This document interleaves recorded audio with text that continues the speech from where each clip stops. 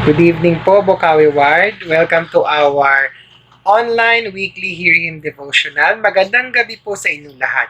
To start this meeting, heto po ang ating opening hymn at opening prayer. Matapos po ng opening prayer, susundan po ito ng ating ward business. Marami pong salamat.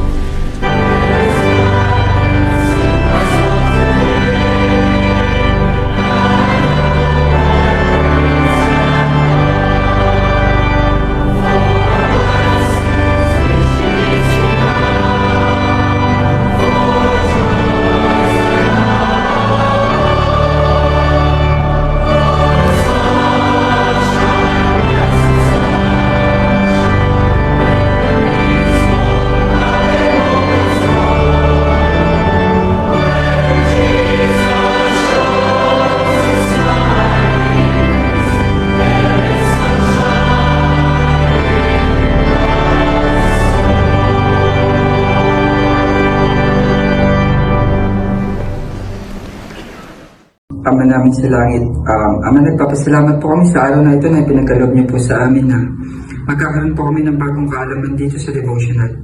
Ama, hinihiling po namin sa araw na ito ay marami kaming matutunan na ma-apply namin ito sa aming pang-araw-araw, sa aming sarili, sa aming kapwa. Ama, hinihiling din po namin na ma-overcome po namin lahat ng weaknesses namin. Ama, salamat po sa pag-provide ng prophet, ng apostles, ng Holy Ghost para gabayan kami. Ama, maraming salamat po na binibigyan niyo po kami ng time para magbago at para maging exactly obedience upang maharap sa upang maging worthy sa pagharap kay Jesus Christ. Ama, hiniling po namin na sana po sa araw na ito ay mapasamit po yung guidance ng Holy Ghost na ma-apply po namin yung mga matututunan namin sa devotional. Ito po ay Ama, iniiwan namin dinadalangin at pinapasalamatan sa pangalan ni Yesu Cristo. Amen. Isang mensahe mula sa unang panguluhan ng ating simbahan. Dear brothers and sisters, Tungkol po ito sa October 2020 General Conference. We are grateful for your preparations to participate in the 190th Semi-Annual General Conference. Messages of inspiration and guidance will be delivered by the First Presidency, members of the Quorum of the 12 Apostles, and other general authorities and general officers of the Church. All women and young women ages 11 and older are invited to participate in the women's session, which will be held on Saturday, October 3rd. General sessions will be held on Saturday and Sunday, October 3rd and 4th. The conference will be broadcast on the church satellite system, churchofjesuschrist.org, and other media. The general conference sessions will not be open for public attendance. We encourage members to listen to, study, and apply the counsel given.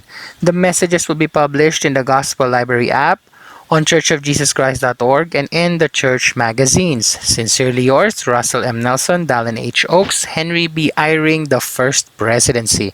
Brothers and sisters, October 3 and October 4 ang General Conference.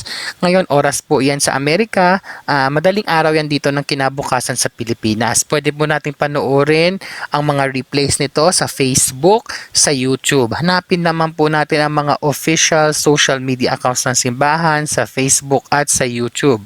Ngayon, brothers and sisters, para magkaroon ng pagkakataon tayong lahat na mapanood ang mga sessions ng General Conference, isubukan po namin ni Karen na hanapin ang Tagalog nito at ipalabas sa ating online Hear Him Devotional sa bawat linggo ng Oktubre.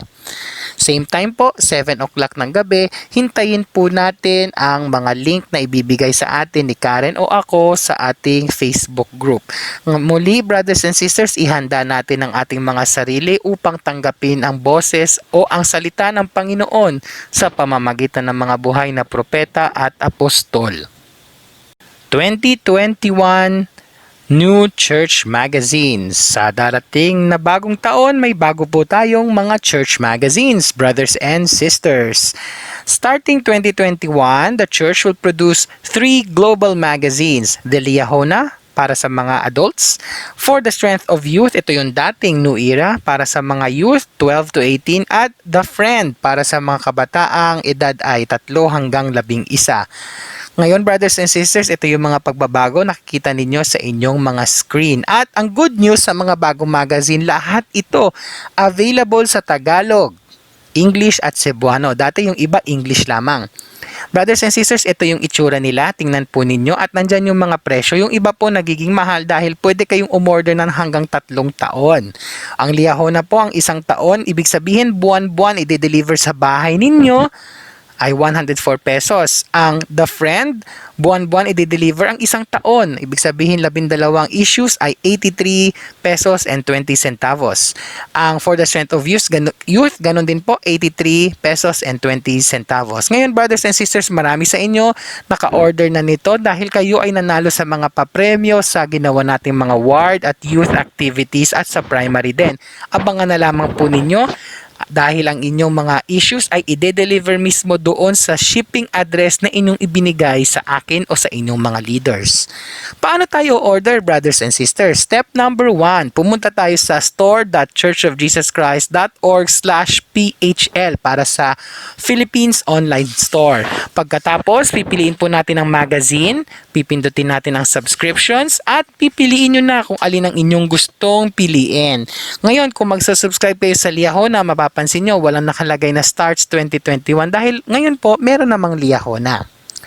Brothers and sisters, step 4, paki-fill out ninyo ang form. Ilagay ang mga detalye. Ano ang gustong ninyong piliin? Anong lingwahe? Baka gusto nyo Cebuano, pwede rin po. Kung ireregalo nyo sa inyong kamag-anak, i-click ninyo sa ibaba yung "This is a gift" para malaman na hindi sa inyong address dadalhin ang Liahona. Step 5, pagkatapos po ninyo i-fill out yung form at i-enter yung inyong mga delivery address at piliin ang payment options, pwede pong magbayad sa M. Luwilier, bibigyan po kayo ng code, sundin lamang po ang lahat ng instructions online. Brothers and sisters, enjoy your new magazine sa 2021. Brothers and sisters, a message from the Area Presidency. Ito po ay tungkol sa alam nating lahat. Ang huling buwan ng Setyembre sa ating simbahan ay isang highlight ng taon dahil ito ay National Family Week. Ang ating simbahan, the Church of Jesus Christ of Latter-day Saints, ay ang pinakamalaking organisasyon na sumusuporta dito sa buong bansa. Dahil nga po, brothers and sisters, alam niyo dati nagpaparada tayo, marami tayong program sa stake. Dahil ngayon po may pandemya, iibahin po natin ang ating celebration ng National Family Week. Brothers and sisters, tayo po ay naniniwala sa isang united o nagkakaisang pamilya na may pag-asa sa pamamagitan ng Ebanghelyo ni Hesukristo na magkaroon ng walang hanggang pagsasama.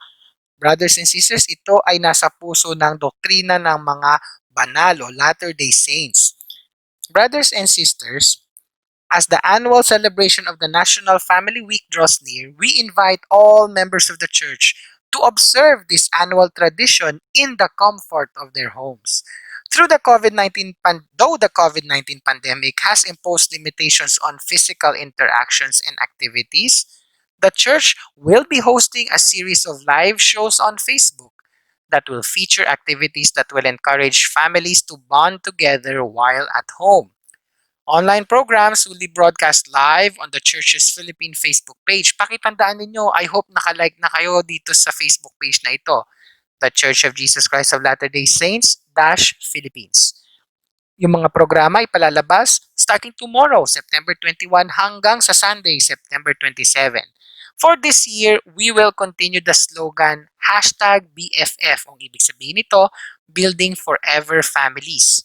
Ito po yung ating tema, which builds upon the popular acronym Best Friends Forever. To make the theme unique to the church's family campaign, the acronym will have new definitions that will illustrate Latter-day Saint doctrine and highlight the peace and joy that we feel in our belief in the hope of eternal families. The attached guideline explains what these BFF activities are. In this united effort, we speak with one voice and one message to the general public that happiness in family life is most likely to be achieved when founded upon the teachings of the Lord Jesus Christ. Ito po yung mga BFF activities. Huwag po kayong mag-alala kung hindi nyo maisulat ngayon. Papasadahan natin, brothers and sisters, dahil mahaba-haba ito. Ipopost ko po ito kinabukasan Lunes sa Facebook page ng ating ward para maantambayanan po natin lahat. September 21, Better Families through FHE. Yan yung ibig sabihin ng BFF. So, sa madaling salita, magkaroon tayo ng ating family home evening. Sana ginagawa natin ito linggo-linggo, tuwing Lunes. Elder Wacolo and his family will be broadcasting their own FHE together with a local Filipino family who bonds through food and will share their favorite family recipes. Yan yung papanoorin natin sa Facebook page ng The Church of Jesus Christ of Latter-day Saints, Philippines. Tuesday, September 22, Bonding Families Through Fitness. Okay? Si Eruption, Eric Tai, and Rona Tai, mga Latter-day Saints po sila na artista. Sila po, trivia, si Sister Rona Tai, taga Bukawi yan dati, kababata nila Karen, ni Randy, at yung mga kasing edad nila na nandito sa Bukawi ng bata. So, brothers and sisters, our very own, si Sister Rona Tai at yung asawa niya, si Brother Eric Tai, ipopromote sa atin yung physical and mental wellness in the family. So, Tuesday, September 22 po. Ayan. September 23, meron pong Bolstering Family Finance. Tuturuan tayo ni Brother Salve Duplito at ang kanyang mga pamilya, mga anak, kung paano tayo magkakaroon ng budget, paano natin palalakasin yung ating pinansyal na kapasidad. September 24, Huwebes po, meron tayong Beginning a Family Farm. Usong-uso to ngayon, madaming plantito tsaka plantita. Siguro sa ward meron din. So tuturuan tayo ni Brother Carlo Aguilar at ang kanyang mga anak, ang kanyang family, tungkol sa paano magsimula ng isang farm. Kahit na maliit lamang. Friday, September 25, meron pong Bridging Families Through Family History. Tutulungan po tayo, brothers and sisters, ng programa ng simbahan. Paano tayo magkakaroon ng family search? Paano tayo maghahanap ng ating mga ninuno para pag nagbukas at pwede na sa temple, mapabinyagan natin sila. Okay? Brothers and sisters, sa Sabado naman, September 26, Birth of a New Family Favorite. Good uplifting music helps strengthen family relationships. Meron po tayong pilot episode ng Hear Him Live. Ito po itong programa ng simbahan na natandaan nyo dati nagpa-audition ng mga magagaling, may talent sa music na Latter-day Saint na mga teenagers or youth. Sana may nag-audition sa inyo, youth, ano? So, brothers and sisters, yung mga nakuha, artista na sila, ito po, ipalalabas sila sa September 26. Sunday, September 27. Okay, meron pong area presidency devotional na magbibigay ng mga mensahe tungkol sa pagpapalakas ng simbahan. Okay, brothers and sisters, we will try to show this, yung devotional na ito sa mga darating na linggo. At panghuli, Monday, September 28, meron po tayong Family Mealtime Importance Day. Ito po ay Proclamation 326 ng ating bansa na bawat ika-4 na Lunes ng Setyembre ay nakalaan bilang Kainang Pamilya Mahalaga Day. Spend time with your families. We join with our communities and echo the invitation as found in the Family Proclamation to the World, which states, "We call upon responsible citizens and officers of government everywhere to promote those measures designed to maintain and strengthen the family as the fundamental unit of society." Sincerely yours, the Philippines Area Presidency, Daniela B. Wacolo, President, Stephen R. Bangerter, First Counselor, Yoon H. Choi, Second Counselor. Brothers and sisters, ito yung logo ng National Family Week 2020, hashtag BFF Building Forever Families. Ang mga activities, ulitin natin. September 21, FHE. September 22, Fitness. September 23, Finance. September 24, Family Farm. September 25, Family History. September 26, Family Favorite. September 27, Family's Faith. Magkakaroon ng devotional. September 28, Bonding Families through Family Mealtime Importance Day, Kainang Pamilya Mahalaga Day. Ito po yung mga schedule. I will post this sa Facebook natin bukas po, Lunes. Brothers and sisters, nandito yung mga detalye. Okay? Ilalagay ko po lahat ito sa ating Ward FB group. Okay, brothers and sisters? Ito po muli, September 21 hanggang September 28. Nandito po lahat ng mga activities na ating pwede nating attendan. Brothers and sisters, lastly, ito ang itsura ng The Church of Jesus Christ of Latter-day Saints Philippines. I-search ninyo sa Facebook at pindutin ninyo ako, naka-like na. Ayun, meron ng thumbs up. Pindutin niyo yung like para magkaroon kayo ng updates galing sa simbahan. Okay, brothers and sisters, antabayanan nyo lahat ng programa dito ipalalabas, lahat ng videos. So, let us all attend and unite our families to be stronger and more faithful. Thank you, Bukawi Ward. Brothers and sisters, may updates po kami sa inyo. Ang ating pong minamahal na dalawang elders Tomas, si Jeremy Vincent at si John Oliver, ay aalis na sa linggo ng October 7. Congratulations! Sa wakas, makakaalis na po sila. Sasakay po sila ng eroplano papunta sa Philippines, Quezon City North Mission. Ayan, napangiti ko naman kayo, brothers and sisters. So, reassign po sila dahil po hindi pa makabiyahe sa iba't ibang mga lugar. Sila po ay na-assign sa Iloilo at Butuan missions na dito sa Pilipinas. Hindi pa po sila makakabiyahe dahil po sa sitwasyon ng pandemic. So, inassign po sila ng Quorum of the 12 Apostles na dito muna mag-mission sa ating mission sa Philippines, Quezon City North. Brothers and sisters, may pakisuyo po ako sa inyo. Alam ko, excited tayo na silang dalawa. Finally, makakaalis na sa mission. Please, hinihiling ko po ang inyong tulong na huwag silang bisitahin bago sila umalis. Brothers and sisters, ito po ay galing sa missionary department ng simbahan. May problema po ang simbahan at kailangan ko ang tulong ninyong lahat. Sa buong mundo, dumadami ang missionaries na pumapasok sa mission field na nagdadala ng COVID-19. Ayaw po natin na si Elder JV at si Elder J.O. Tomas ay magdadala ng virus. Ngayon po, healthy naman silang dalawa. So please, wag natin silang bisitahin. Hindi natin alam kung tayo ay affected ng COVID-19 at maaring wala tayong sintomas at maipasa natin ito sa kanila.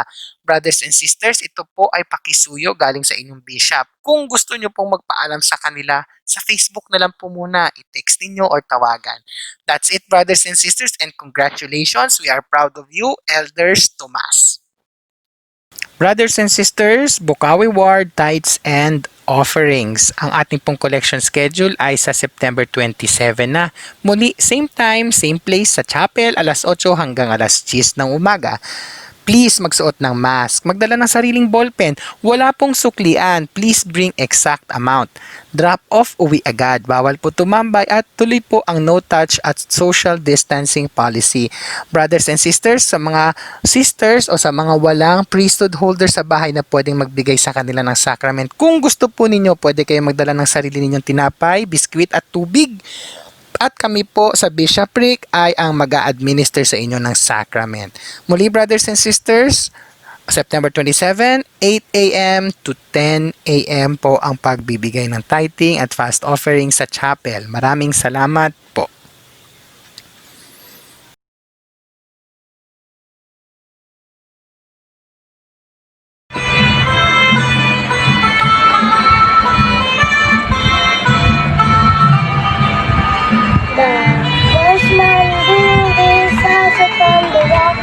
The wise man built this house upon the rock. The wise man built this house upon the rock. And the rain came tumbling down. The rain came down and the flood came up. The rain came down and the flood came up.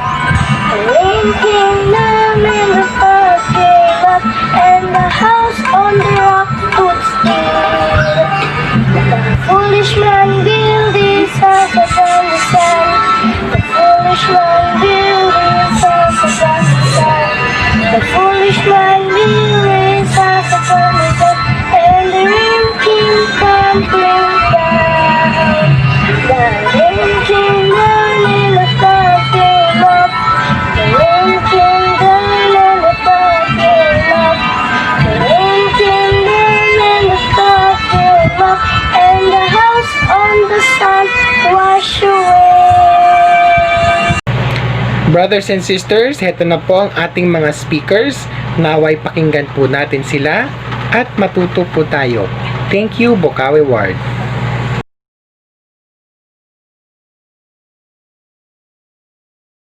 Kumusta po, brothers and sisters? Natutuwa po ako at muli po ay nagkaroon po ako ng pagkakataon na makapagbahagi po sa inyo. Napakaganda pong kaloob ang ibinibigay sa mga sumasampalataya po kay Jesucristo. Ang kaloob po na iyan ay ang banal na Espiritu. Ngunit kung minsan po binabaliwala natin ang kaloob po na ito. Brothers and sisters, isang pambihirang pribilehyo po na matanggap po ang banal na Espiritu bilang ating patnubay. Paano po ba natin maaaring matanggap ng mas madalas ang patnubay ng Espiritu? May tatlong bagay po na pwede po nating maging gabay. Una po, dapat po ay mamuhay tayo ng malinis at tapat upang magkaroon po tayo ng spiritual na kumpiyansa na kinakailangan natin para po magdasal sa panahon po na kailangan nating tumanggap ng patnubay. Dapat po pagsikapan ng bawat isa po sa atin na iayon ang ating buhay sa mga kautusan ng Diyos upang mapatnubayan po niya tayo. Kung minsan po, hindi natin marinig ang pahiwatig po ng banal na Espiritu dahil hindi po tayo karapat-dapat. Pagsisisi at pagsunod po ang paraan para po magkaroon tayo pong muli ng malinaw na komunikasyon sa langit. Kapag dadama po natin na malayo na tayo sa Diyos, ang kailangan lang po natin gawin ay mag-decide po tayo na talikuran ang ating mga kasalanan at humarap sa ating Panginoon. At makikita po natin siya na naghihintay sa atin na nakaunat ang mga kamay. Nais po niya tayong patnubayan. At kailangan lang po natin magdasal para matanggap po natin muli ang patnubay na iyon. Pangalawa po, hindi po basta hihiling lang po tayo sa Panginoon na lutasin ang ating mga problema. Pwede po natin sabihin na Ama naming nasa langit, ano po ang kailangan kong gawin para makatulong sa paglutas ng problema.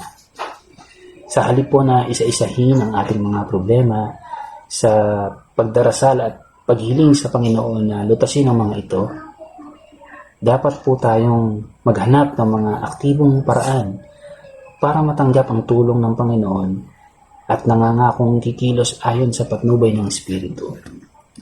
Pangatlo po, Kailangan po natin ang patnubay ng banal na espiritu sa panahong payapa ng ating pong puso at isipan upang malinaw nating marinig ang kanyang tinig sa gitna ng matinding problema. Balikan lang po natin yung una na pamamaraan. Yung mamuhay lang po tayo ng malinis at tapat araw-araw. Itinuro po sa atin na maging self-reliant po pagdating po sa temporal na bagay. Dapat po, self-reliant din po tayo pagdating sa spiritual. Hindi po dapat na umasa lang tayo sa ating sa buhay na propeta at okay bishop pagdating po sa revelation o paghahayag. Ang pagiging self-reliant po sa spiritual na paraan ay pagkakaroon ng kakayahang marinig ang tinig ng Panginoon sa pamamagitan po ng kanyang espiritu para sa sarili pong buhay natin. Tulad po ng ipinayo ni Alma sa kanyang anak na nagsasabing makipagsanggunian sa Panginoon sa lahat ng iyong mga gawain, na mas madalas po nating marinig sa wikang Ingles, counsel with the Lord in all thy doings. Ang mamuhay po sa ganitong paraan na madalas ay tinatawag po nating pamumuhay ng may espiritu ay isang napakaganda pong pribilehiyo. Nagdudulot po ito ng kapanatagan at katiyakan.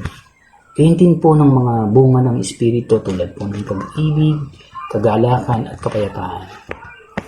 Sa aklat po ni Mormon, tungkol po sa buhay na sa puno ng buhay o Tree of Life, ito po ay nagbigay ng magandang paglalarawan kung paano po spiritual na maliligtas sa mundo na ito na puno ng kasamaan.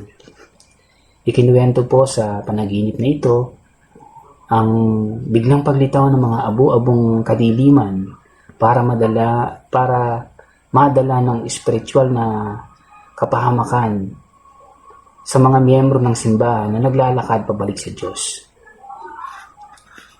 Kung pag-iisipan po natin ang senaryo ito, napakarami pong tao na tumatahak sa landas na iyon. Ang ilan ay mahigpit na nakakapit sa gabay na bakal, ngunit ang ilan ay sumusunod lamang po sa yapak ng ibang nauuna sa kanila. Kung sa panahon po natin ngayon, ginagawa at iniisip lang po natin ang ginagawa at iniisip ng iba. Maaring epektibo po ito kapag maaliwalas po ang panahon. Ngunit, ang mga unos po ng panlilinglang at abo-abo ng kasinungalingan ay dumarating po ng walang babala. Sa ganitong mga sitwasyon po, nakasalalay sa pagiging pamilyar sa tinig ng Espiritu Santo ang ating spiritual na buhay at kamatayan. Napakaganda po yung sinabi ni Nephi. Sino man ang makikinig sa salita ng Diyos at mahigpit na kakapit dito, kailanman ay hindi masasawi, ni ang mga tukso o nag-aapoy na sibat ng kaaway ay makapananaig sa kanila tungo sa pagkabulag upang akayin sila sa pagkalipon. Ang pagsunod po sa yapak ng mga tao sa unahan po natin ay hindi po sapat. Hindi po maaaring gawin at isipin lang natin ang ginagawa at iniisip ng iba. Dapat po tayong mamuhay ng may patnubay. Kinakailangan pong nakakapit ang sarili nating kamay sa gabay na bakal. Pagkatapos po ay makakadulog tayo sa Panginoon ng may kumpiyansa ngunit mapagkumbaba. Nalalaman na aakalin niya tayo sa kamay at bibigyan po tayo ng kasagutan sa ating mga panalangin. Alam ko po na kung sisikapin lang po natin na maging worthy po tayo araw-araw at maging matapat at masunurin, gawin lang po natin yung come follow me, magdasal sa ating Panginoon at ipamuhay po ng mga natutunan natin sa mga banal na kasulatan.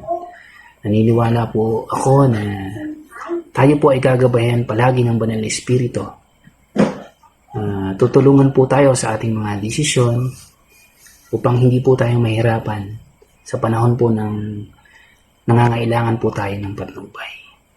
Naniniwala po ako na totoong propeta po si Prophet Russell M. Nelson. At naniniwala din po ako na tinawag po na propeta si Propetang Joseph Smith upang ipanumbalik po ang Ebanghelyo ng Jesucristo. Alam ko po na ang lahat ng ito na ibinahagi ko sa inyo ay totoo. Iniiwan ko po ito sa pangalan ni Jesucristo. Amen.